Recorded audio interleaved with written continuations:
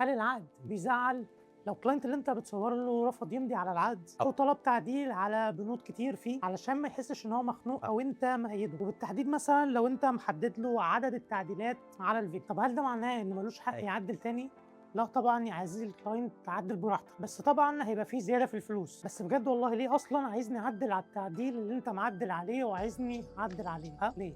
او لو انت محدد عدد ساعات تصوير معينه والكلاينت عايز يحجز اوبن، مش قاعدين في بلاي ستيشن احنا، وحاجات تانية كتير بتكتبها في العقد علشان تحفظ حقوقك. وبرده طبعا في بنود بتتكتب علشان تطمن العميل، يعني مثلا الميعاد اللي هتسلمه فيه الشغل وعدد الصور او الفيديوهات اللي انت هتسلمها له. وانا عن نفسي في العقد بتاعي بكتب شروط ثابته، وفي شروط طبعا بحددها على حسب الميتنج اللي بعمله مع الكلاينت لو لقيت ان ممكن يحصل فيها خلاف. وطبعا اللي ساعدني في كتابه العقد ده هي صديقتي رحمه، وده طبعا علشان خلفيتها في الحقوق، وانا الصراحه رحت لها وشرحت لها كل الحاجات اللي انا عايزها في العقد بتاعي، وكمان البنود الاساسيه اللي هي كانت بتقولها لي علشان تحمي حقوقي في الفيديوهات او الصور اللي بقدمها للكلاينت. خشوا ابعتوا لها علشان تعمل لكم عقود مظبوطه عليكم، وكمان خشوا تابعوها علشان هي بتعمل محتوى عظيم جدا ميكس ما بين الحقوق والتصوير. بس كده، سلام.